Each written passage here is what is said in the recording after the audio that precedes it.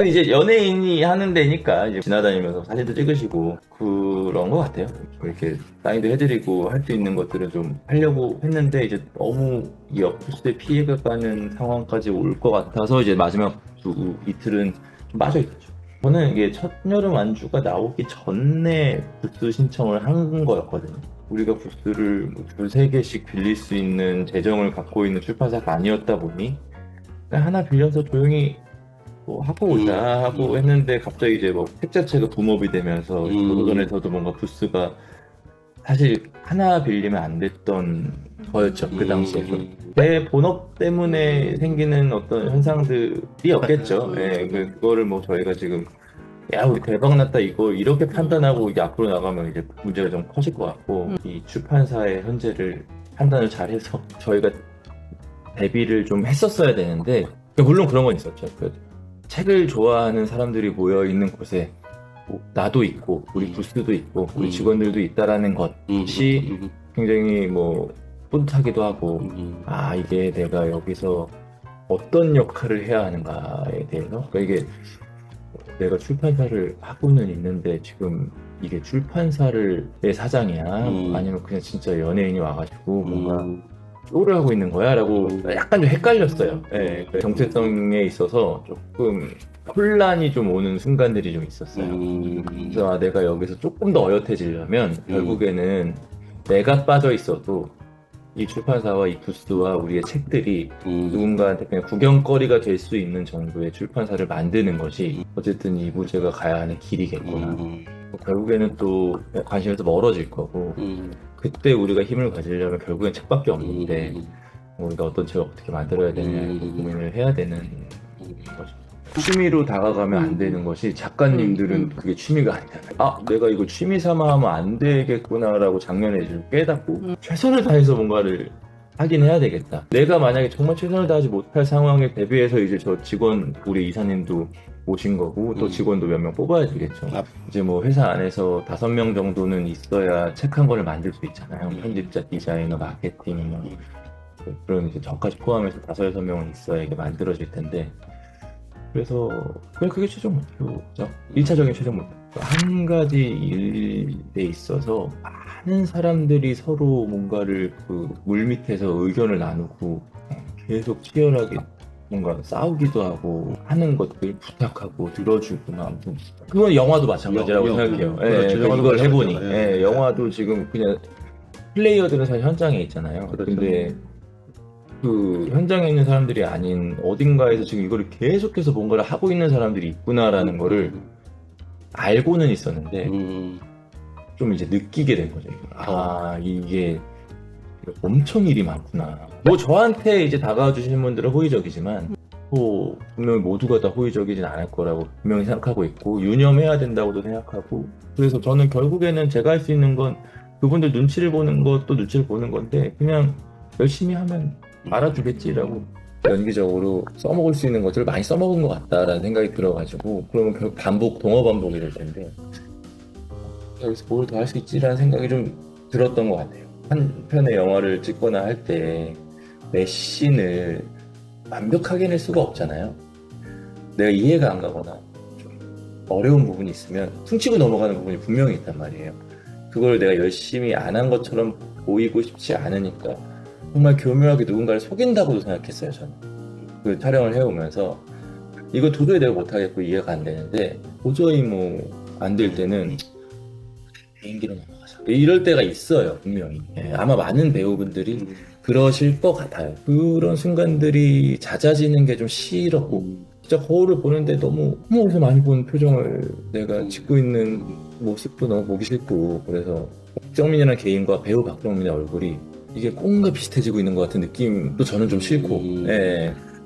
이것은 내가 정말 지금 쉬지 않고 연기를 해온 이유 탓인가? 라고 그냥 혼자 판단한 거예요. 사실 그 탓이 아닐 수 있죠. 그 탓이 아닐 가능성이 저는 좀 더 크다고도 보는데 그냥 그 당시에 너무 많은 작품이 갑자기 막 주르륵 공개가 되기도 했고 그러다 보니까 너무 많이 막 제가 이제 여기도 나가고 저기도 나가고 하면서 피로도도 좀 쌓인 것 같고 뭐 1년 정도 그냥 저 자신한테 제동 거는 거는 누구나 있을 수 있는 일이니까 그렇죠. 사실 큰 일이 아니잖아요. 이 과정이 배우 박경민의 발목만 잡지 않으면 굉장히 많은 도움이 될 것 같아요. 본업으로 다시 돌아갔을 때. 저도 궁금해요. 왜냐면 책을 읽는 방식이 좀 바뀌었거든요.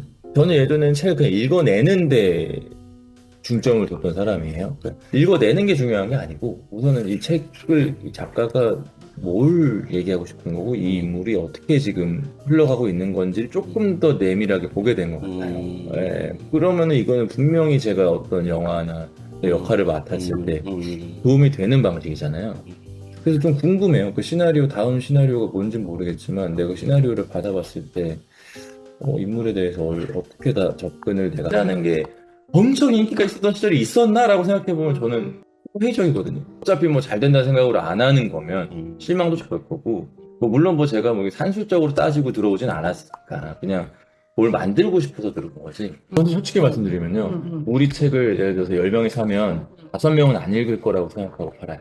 저는 책을 소비하는 것 자체만으로도 되게 긍정적인 영향이 있다고 생각을 해서 그래서 언젠가 책장에 있으면 언젠가는 한번 들춰볼 수 있잖아요. 저는 책을 그래서 내용이 가장 중요하지만 이거 포장도 잘해야 된다 생각도 저는 하거든요. 어쩌면 예술 작품처럼 보이는 책이 될 수도 있겠고 저는 계속 지향점은 글로 가져가거든요.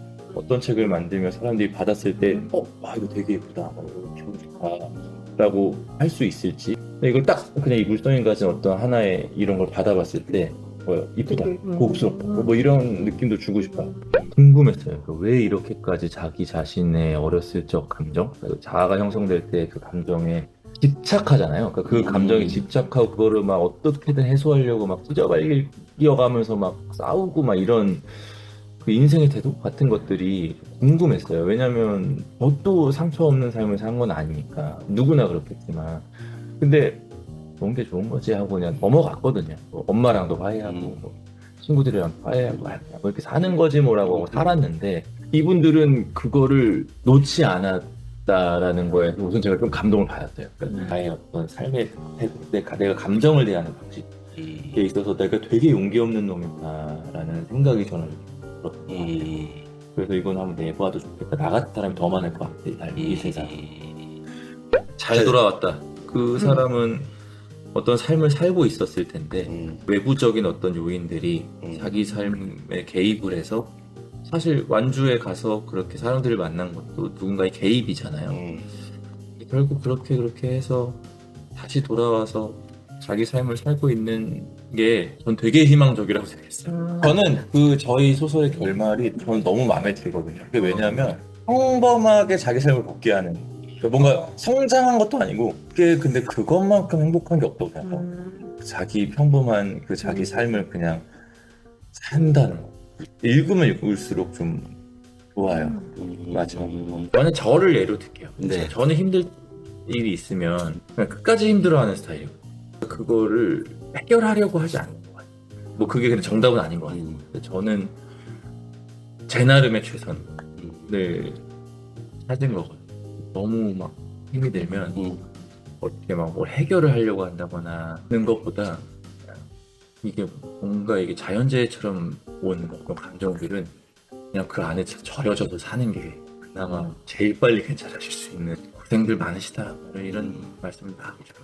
나름 대안이 될 수 있다고 저는 생각이 들거든요. 재밌게만 기획이 되면 애플 TV인가 거기에도 오디오북은 아닌데 소리로만 진행되는 드라마가 있어요. 흑색 화면에 소리만 나오거든요. 틀어놓기만 하면 되는 거예요. 그거는 진짜 재밌어요. 그거. 근데 안 하는 것뿐인 거죠. 이제 시장이 작으니까. 그래서 시장 상관없이 할 수 있는 뭐 이제 저희 같은 사람이 있으면 한 단계를 이렇게 좀 이렇게 진입장벽을 없애는 형식이라고도 보거든요. 그러니까 이미 이 소설을 영화로 만들었을 때 될 것 같아? 라고 했을 때 그리고 이 오디오북을 한번 들어보세요. 뭐 이렇게 해서 진입장벽을 하나 조금 더 낮춰주는 뭐 그런 방법이 있을 수도 있잖아요. 좀 의미와 명분이 있는 책들을 만들려고 하죠.